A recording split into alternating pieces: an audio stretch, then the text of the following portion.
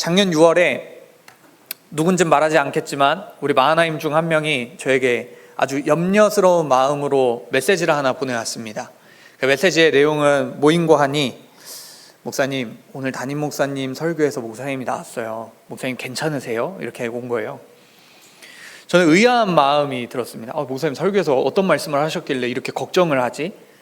그 설교가 어떤 설교인지를 간략하게 여러분들에게 보여드리겠습니다.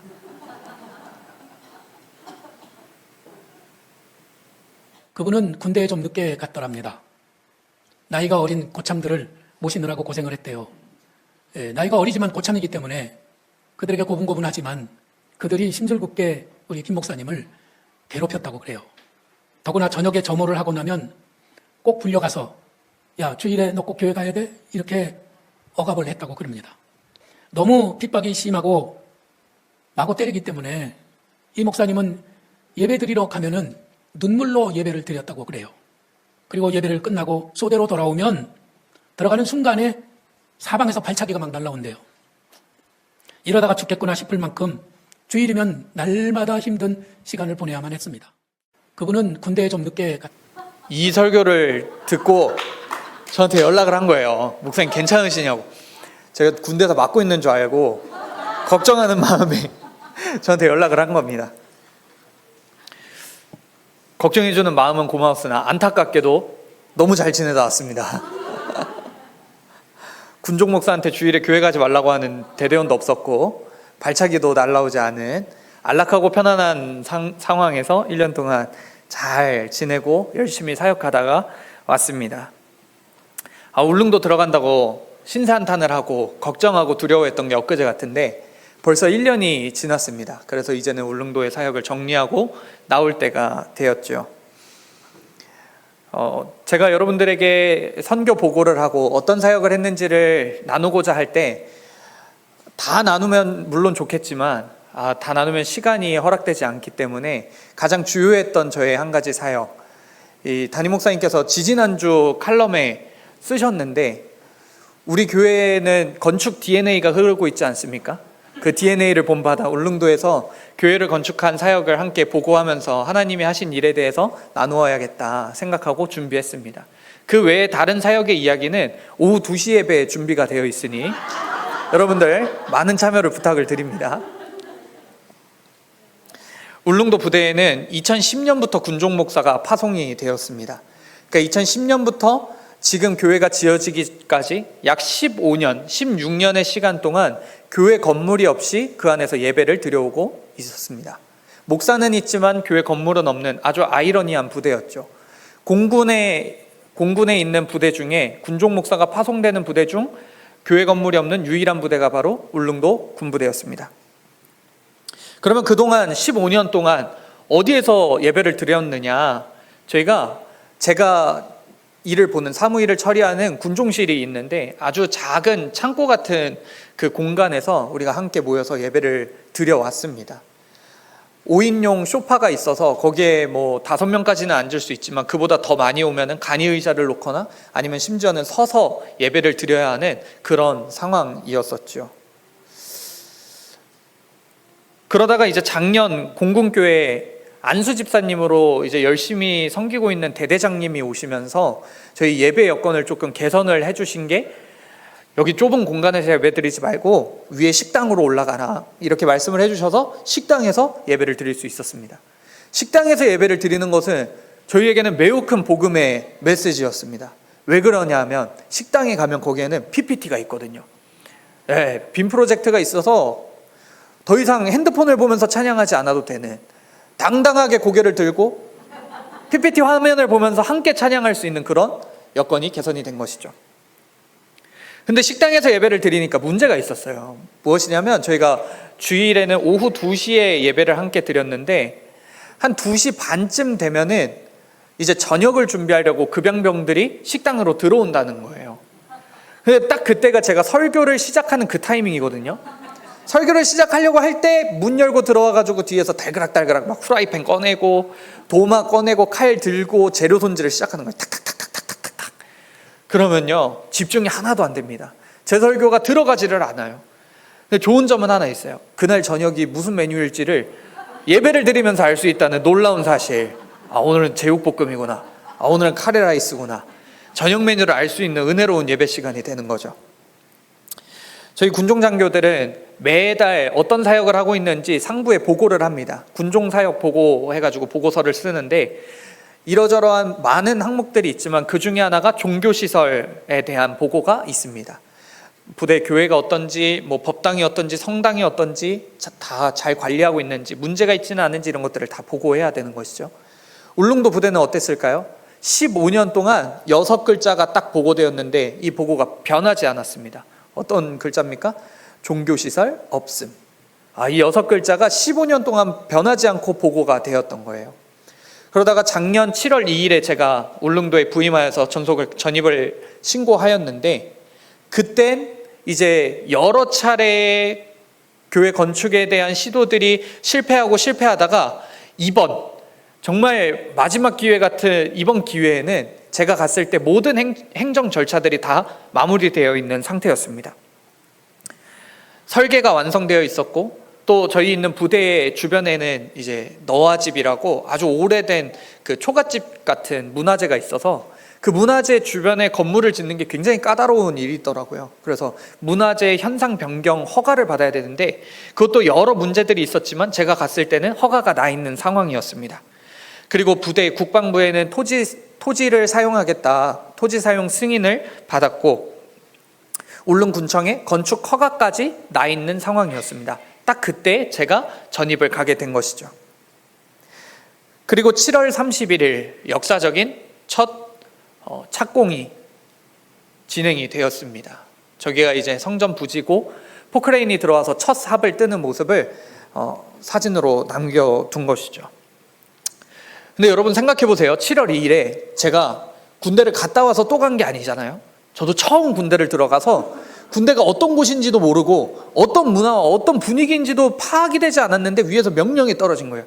교회를 건축해라. 준비 다 됐다. 너는 그냥 건축만 해라. 제 마음이 덜컥 겁이 나는 겁니다. 제가요? 이거 어떻게 해야 되죠?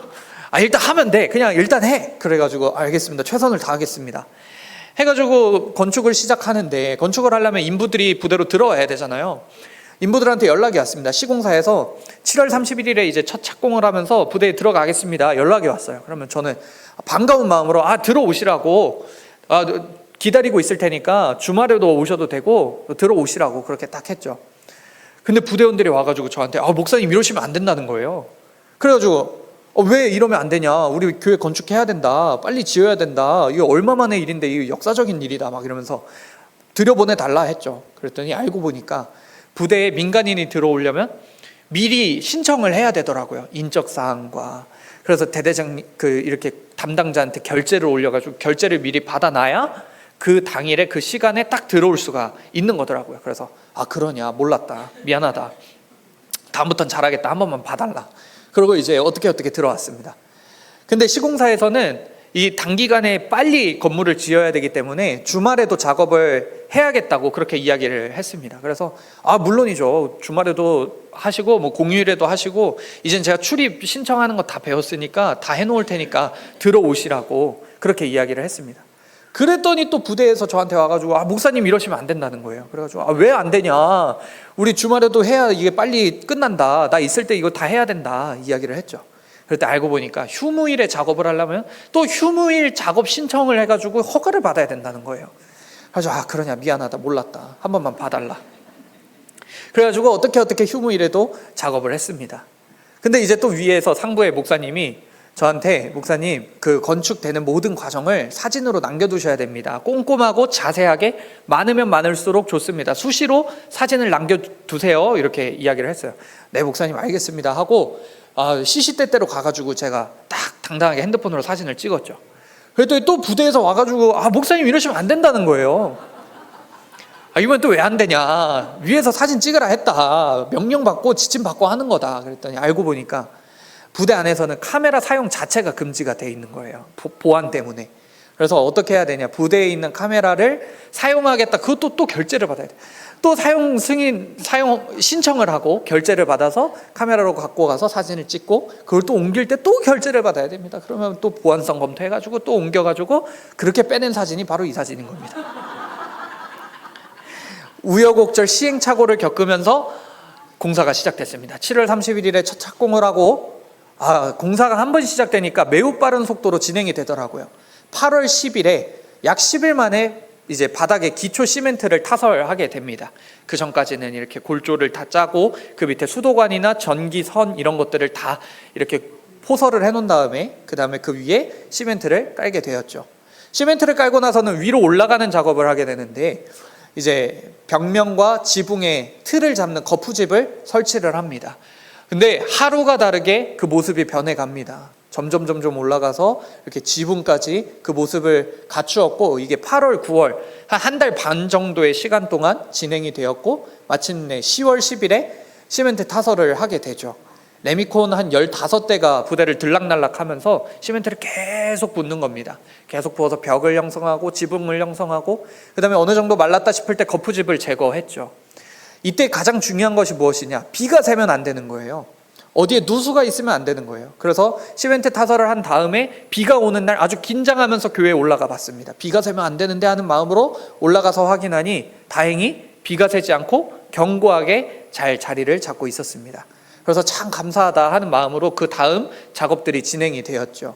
네, 10월 달 동안에 이제 내부의 뭐 보일러 선이라든지 외벽의 마감이라든지 지붕의 방수 처리라든지 이런 것들을 하고 있는 거예요. 지금 왼편에 보이는 사진은 저희 부대에서 운영하고 있는 케이블카로 이렇게 쭉 작전 지역으로 올라가다 보면은 보이는 교회의 모습을 사진으로 남겨둔 겁니다.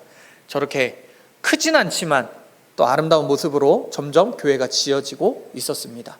네, 그러면서 벽에 이제 단열재, 매우 두꺼운 크기의 스티로폼을 붙이면서 단열 작업을 하고 또 거기에 또 시멘트로 마감을 또 덧바르고 그런 과정들을 겪었습니다.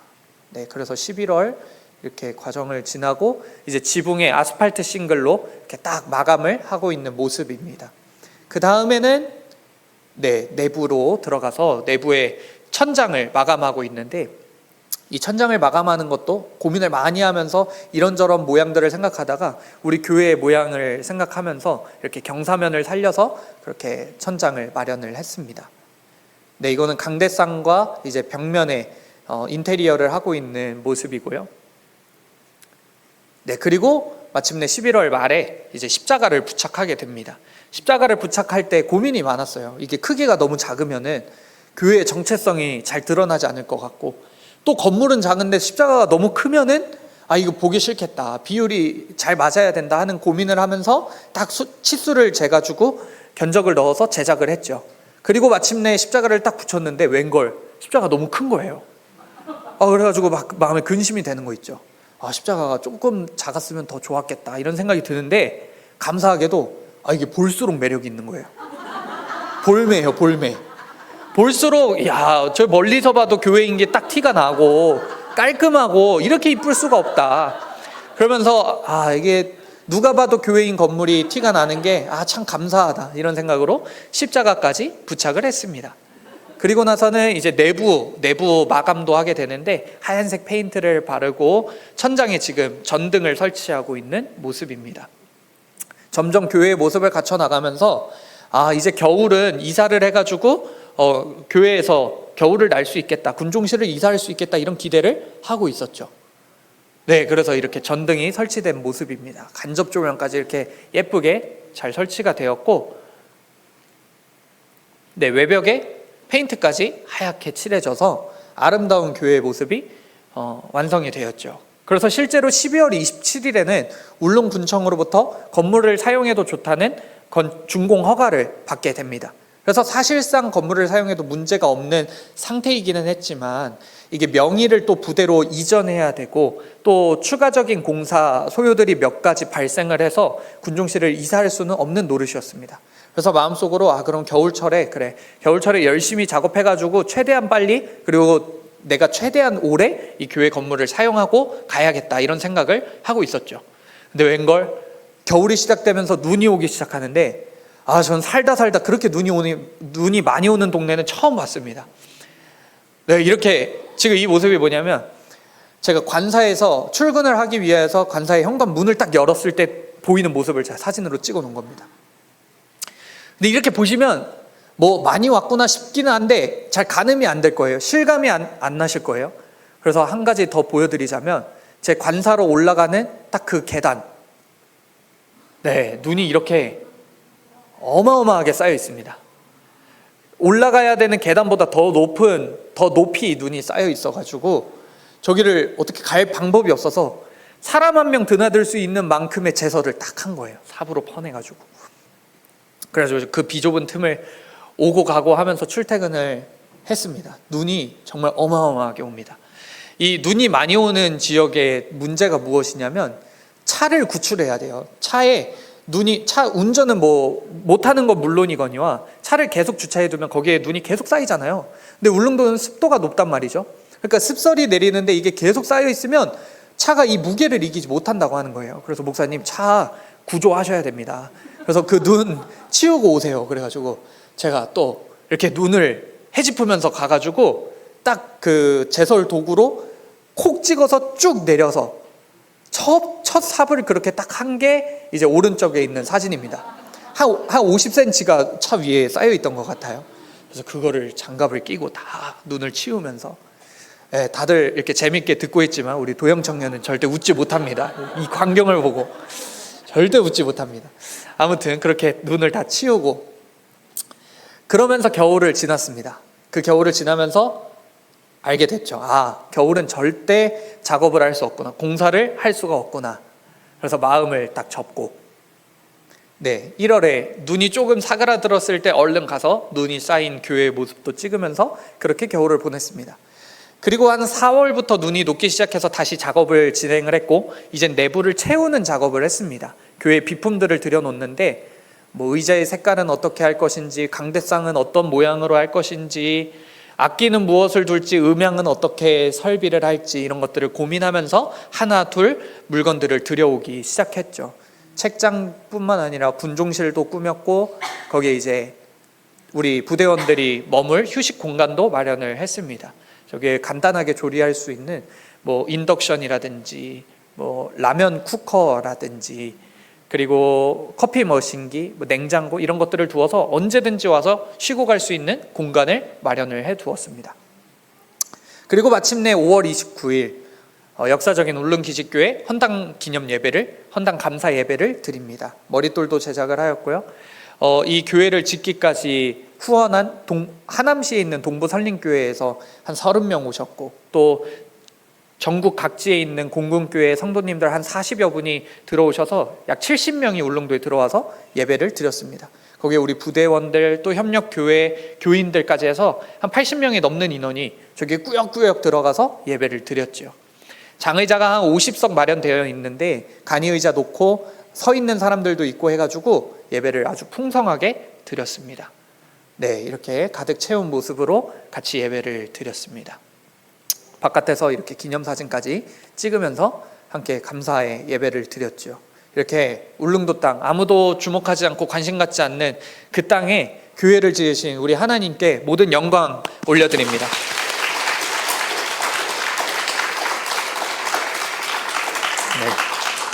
아멘.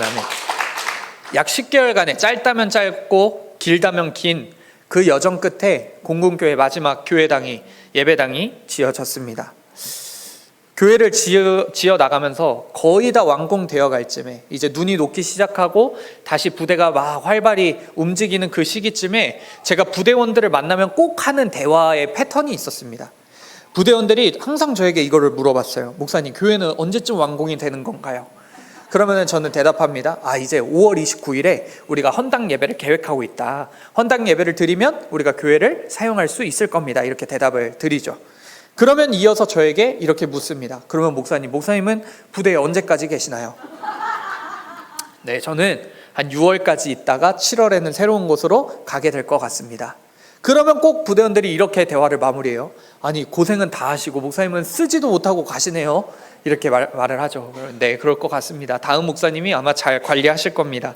이렇게 대화를 했습니다. 거의 모든 부대원들이 똑같은 패턴으로 대화를 걸어왔습니다. 처음 공사를 시작하면서는, 그리고 건물이 올라가는 모습을 보면서는 한 반년 정도는 내가 건물을 사용할 수 있겠다, 교회에 들어갈 수 있겠다 생각을 했는데, 교회가 지어져 나가는 과정 속에 그 눈을 보면서 나는 교회를 사용할 수 없겠구나 라는 것을 깨닫게 되었죠. 나는 지어놓고 가겠구나 하는 것을 짐작하면서 이 마음속에 부대원들의 말대로 때로는 속상하기도 하고 억울한 마음이 올라오기도 했습니다. 진짜 이렇게 갖추어 놓을 거 다 갖추어 놨는데 여기에서 사역하면 얼마나 재밌을까 하는 그런 마음이 올라오면서 이런 상황 속에서 성경을 읽으니까 좀 성경이 다르게 읽히기 시작하는 거예요. 저는요, 모세 선배님이 그렇게 안타까울 수가 없어요. 우리 모세 선배님 어떤 삶을 사셨나요? 있는 고생 없는 고생 40년 동안 광야에서 고생이란 고생은 다 하고 결국 가나안 땅에 들어가지를 못했잖아요. 성경에서는 이렇게 말하고 있죠. 모세가 죽을 때의 나이 120세였으나 그의 눈이 흐리지 아니하였고 기력이 쇠하지 아니하였더라. 무슨 말입니까? 가나안 땅에 들어갈 수 있는 신체적인 조건은 다 허락했지만 하나님이 안 된다고 하셔서 결국에는 못 들어가게 된 거예요. 예전에는 그랬나 보다, 모세가 못 들어갔나 보다 이러고 넘겨 짚었는데 이제는 다르게 읽히더라는 거죠. 어쩌다가 거기를 못 들어가서 고생은 다 했는데 그거 누려야 되는데, 이제 정착해서 안정된 삶을 이제 누려야 되는데 결국 못 들어가는구나. 너무 안타까운 거예요. 오늘 말씀, 우리에게는 너무나 유명하고 익숙한 말씀이죠. 눈물을 흘리며 씨를 뿌리는 자는 기쁨으로 단을 거두리로다. 울며 씨를 뿌리러 나가는 자는 끝내 기쁨으로 단을 거두게 된다는 아주 희망의 말씀이 오늘의 말씀이잖아요. 맞습니다. 우리가 믿는 하나님은 그런 분이시죠. 역전의 하나님이시죠. 우리의 상황과 상관없이, 우리가 맞닥뜨린 문제가 얼마나 큰지와 상관없이 하나님은 그 문제를 역전시키는 분이 바로 우리 하나님이십니다. 그래서 결국에는 우리가 기쁨으로 단을 거두게 하시는 분이 바로 우리 하나님이신 거죠. 저도 이 사실을 알고 있었거든요. 이 말씀을 너무 익숙하게 알고 있었거든요. 그런데 제가 이 울릉도에서 교회를 건축하면서 깨닫게 된 게 있어요. 씨를 뿌리는 사람과 거두는 사람이 같다는 보장이 없는 거구나. 그렇구나. 내가 뿌리더라도 내가 거둘 수 있다는 보장이 없는 거구나. 제가 이거를 깨닫게 된 거예요. 성경에 보면 그런 내용들이 참 많이 나오잖아요. 모세도 그랬고, 다윗도 성전 건축을 위한 준비는 다 했는데 결국 다윗이 성전을 건축하지 못하고 솔로몬이 건축을 하게 되잖아요. 곳곳에 그런 내용들이 많이 나와 있는 것을 보면서 깨닫게 된 거죠. 내가 뿌린다고 내가 거두는 게 아니구나. 내가 뿌리고 다른 사람이 거둘 수도 있는 거구나. 그러면서 이어지는 나의 고백. 하나님, 이런 게 어디 있습니까? 하나님, 억울합니다. 하나님, 이거는 불공평합니다. 내가 뿌렸으면 내가 거둬야지, 내가 뿌리고 남이 거두는 게 이게 진리입니까? 막 이렇게 불평하는 마음이 올라오더라는 것이죠. 이렇게 불평하는 마음이 내 마음속에 들어오니까 저의 태도가 어떻게 불량하게 바뀌었냐면요, 교회에 무슨 문제가 있다거나 교회에 뭘 갖추어야 된다는 그런 소요들이 발생했을 때 저의 불량한 태도가 나오는 거죠. 내가 쓰지도 못할 건데 다음 목사님이 알아서 하시겠지 이런 불량한 태도들이 하나님 앞에 나오더라는 겁니다. 이렇게 억울해하고 불합리하다고 하나님 앞에 불평하고 있는 저에게 하나님은 저의 마음을 바꿔주시는 계기가 있었는데, 읽었던 책의 이야기가 떠오르게 하셨습니다. 이 책은 우리가 너무나 잘 알고 있는 책입니다. 사순절마다 우리가 함께 묵상하고 있는 책이죠. 마크 베터슨 목사님이 쓴 기도의 원그릭이라는 책. 이 책 속에 이런 이야기가 나오는 거예요. 혼이라는 사람이 시골을 거닐다가 나이가 지긋한 할아버지를 만나게 됩니다. 근데 이 할아버지가 나무를 심고 있는 모습을 보면서 혼이는 의아해하면서 그 할아버지한테 물어보죠. 어르신은 이 나무가 자라서 열매를 맺으려면 얼마나 걸립니까? 어르신이 대답합니다. 한 70년 걸립니다. 호니가 이어서 물어봅니다. 어르신, 그러면 어르신은 앞으로 70년을 더 사실 거라고 기대하는 마음으로, 그래서 그 열매를 따먹을 생각으로 이 나무를 심고 계신 겁니까? 이렇게 묻습니다. 그러니까 호니의 눈에는 어리석어 보였던 거죠. 자기가 누리지도 못할 나무를 왜 심고 있을까 하는 마음으로 물어봤던 겁니다. 그러자 어르신이 이렇게 대답을 합니다. 아마 그럴 수 없겠죠. 제가 이 열매를 먹을 수는 없겠죠. 하지만 제가 세상에 태어났을 때 우리 집 앞에는 할아버지와 아버지가 심은 콩나무들이 많이 있었습니다. 그분들이 저를 위해 그 나무를 심으셨듯이 저도 우리 아이들과 손자, 손녀를 위해 이 나무를 심는 겁니다. 이렇게 대답을 했다는 거예요. 이 이야기가 떠오르면서 뿌리기만 하고 열매는 거두지 못한다는 것에 억울해하고 있는 제 마음이 바뀌기 시작했습니다. 하나님은 그때부터 제가 뿌리지 않고도 누리고 있는 많은 것들을 보여주시는데, 제가 아까도 말씀드렸지만 저희 부대가 참 외진 곳에 있고 또 작전 지역까지 이렇게 차를 타고 갈 수가 없어서 케이블카를 운영하는 부대입니다. 근데 그 케이블카를 바라보면서 이런 마음이 드는 거예요. 아니, 차도 못 올라가는 곳에 어떻게 공사를 해서 저 위에 건물을 지었고 저 위에 케이블카장을 설치해서 이 기다란 와이어를 설치할 수 있었을까? 누가 고생했길래 우리가 이 케이블카를 이렇게 편안하게 누리고 있는 것일까? 이거를 깨닫게 되었습니다. 울릉도의 도로를 운전하고 다니면서는요, 누가 이 외딴 섬에 와가지고 공사를 했길래, 누가 이런 인프라를 갖추어 놨길래 내가 이런 것들을 마음껏 누릴 수 있겠는가? 도로가 나 있고 터널이 뚫려 있는 곳을 지나갈 때마다 그런 것을 생각하게 하셨습니다. 그리고 울릉도에는 기독교 성지순례지가 있습니다. 울릉도에 들어오셨던 준학서 목사님이 순교하신 성지순례지가 있는데, 1944년, 아직 광복이 있기도 전에 1944년에 준학서 목사님은 울릉도에서 복음을 전하는 사역을 하고 있었습니다. 근데 산을 넘어 다니면서 복음을 전하는데 1944년 12월에 겨울에 복음을 전하려고 산을 넘다가 눈보라를 만나게 됩니다. 그리고 그대로 조난당하셔서 길을 찾지 못하고 그 자리에서 순교하게 되셨죠. 그게 저희 부대의 옆에 있는 등산로 그 한가운데 마련이 되어 있습니다. 그것을 바라보면서 선교사님들의 피와 눈물이 있었기에, 그분들이 뿌리신 복음의 씨앗이 있었기에 내가 지금 이렇게 편안하고 안전하고 행복하게 신앙생활을 할 수 있는 거구나 하는 것을 느끼게 되었습니다. 아무 대가 없이, 내가 한 것은 아무것도 없이 이미 내가 누리고 있는 것이 너무나 많구나 하는 것을 깨닫게 된 것이죠. 그렇게 올라가고 올라가다 보니 어디에 도착했냐면 우리 예수님의 십자가가 생각이 났습니다. 예수님이 십자가에 달려 죽으심으로, 그 피를 흘리심으로 우리가 그 구원의 기쁨, 구원의 감격, 구원의 은혜를 잊게 되었죠. 근데 그 구원의 은혜를 잊게 된 데에는 우리가 예쁜 짓을 해서입니까? 우리가 무엇을 해서가 아니죠. 우리가 의로워서가 아니라, 우리가 하나님을 기쁘게 해드려서가 아니라, 우리가 아직 죄인 되었을 때, 그리스도께서 십자가에 달리심으로 우리를 향한 하나님의 사랑을 확증하신 거잖아요. 그 십자가의 사랑이 결국 아무런 대가 없이 뿌려진 한 알의 씨앗이었구나 하는 것을 깨닫게 되었습니다.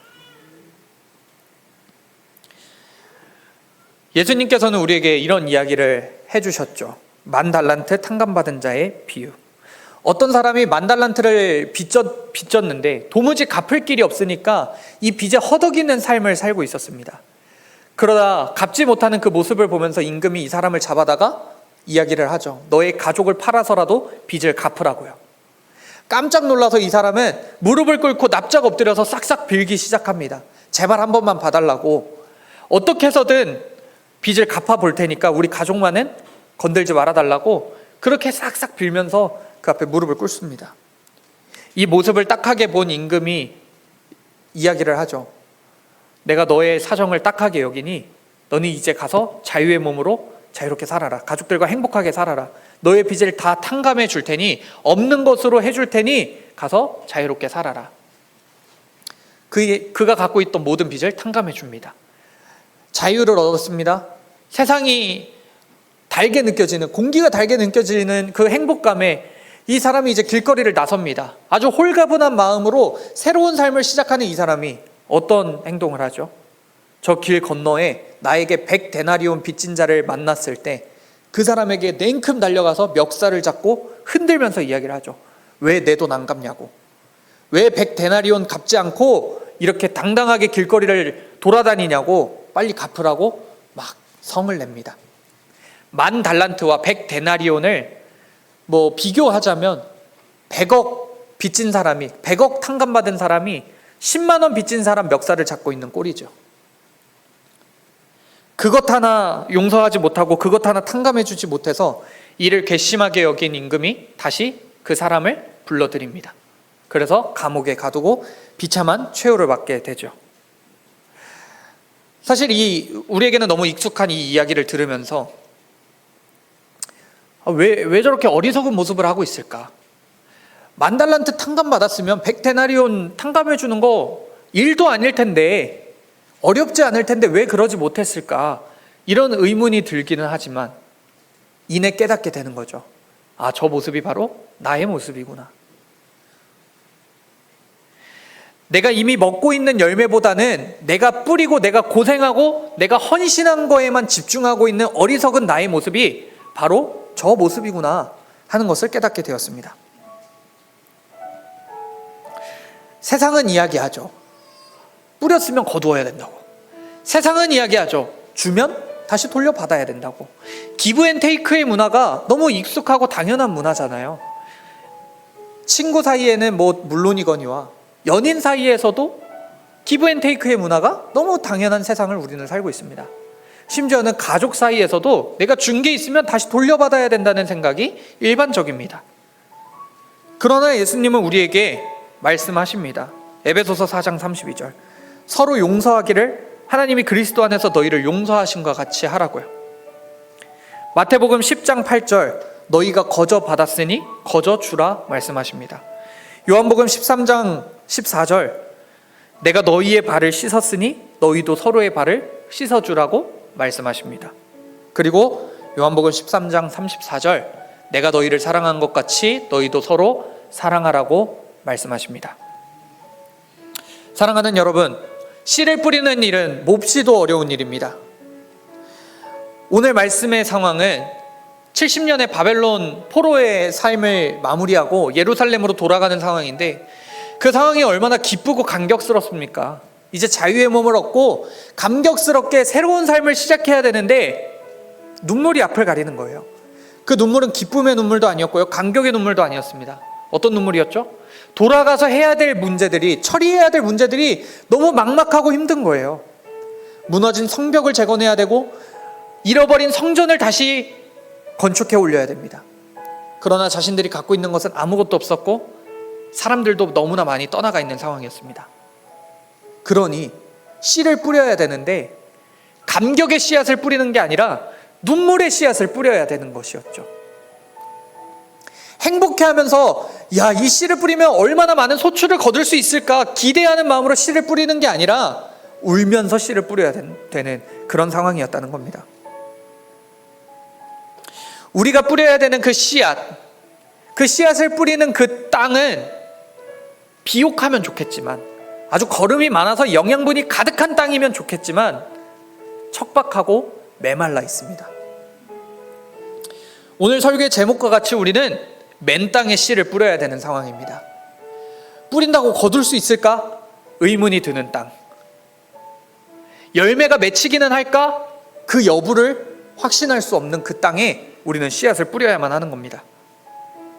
그런 모습을 보고 있으면 사람들은 말할 겁니다. 어떻게 저렇게 멍청할 수가 있냐고, 아무것도 기대할 수 없는 땅에 왜 씨를 뿌리고 있냐고, 그렇게 의아해하면서 이야기하겠죠. 대놓고 우리를 조롱하고 무시하겠지만 하나님은 말씀하십니다. 하나님 나라는 거두는 것보다 뿌리는 게 더 중요한 나라라고. 얼마나 많이 거두느냐가 중요한 것이 아니라 얼마나 많이 뿌리고 있느냐가 더 중요하다고 하나님은 말씀하십니다. 눈물이 앞을 가리는 그 상황 속에, 내가 뿌린다고 거둘 수 있다는 확신이 없는 그 상황 속에 여러분, 믿음으로 한 알의 씨앗을 뿌리시길 주님의 이름으로 축복합니다. 사랑의 씨앗을 뿌리십시오. 용서의 씨앗을 뿌리십시오. 자비의 씨앗을 뿌리십시오. 복음의 씨앗을 뿌리십시오. 우리들이 뿌린 씨앗을 하나님은 자라게 하시며 거두게 하실 것입니다. 설령 내가 못 거둔다 할지라도 하나님은 반드시 그 기쁨을 하나님 나라에서 누릴 수 있게 하실 것입니다. 이제 저는 울릉도의 사역을 마무리하고 섬을 빠져나왔고 이제는 부산으로 다시 가게 될 텐데, 울릉도보다야 그 상황과 여건은 더 나아지겠지만 그곳에 여전히 아파하고 있는 영혼들이 있겠죠. 그곳에 여전히 우울해하고 있고 어둠 속에서 헤어나오지 못하고 있는 영혼들이 있겠죠. 그 영혼들에게 다시 한번 씨앗을 뿌리고자 합니다. 여러분들은 여러분들의 삶의 터전에서 여러분들에게 주어진 그 영혼들에게 믿음의 씨앗을 뿌리시기를 축복합니다. 상황과 환경은 늘 변합니다. 내가 만나는 상황과 내가 만나는 사람과 문제는 시시때때로 달라집니다.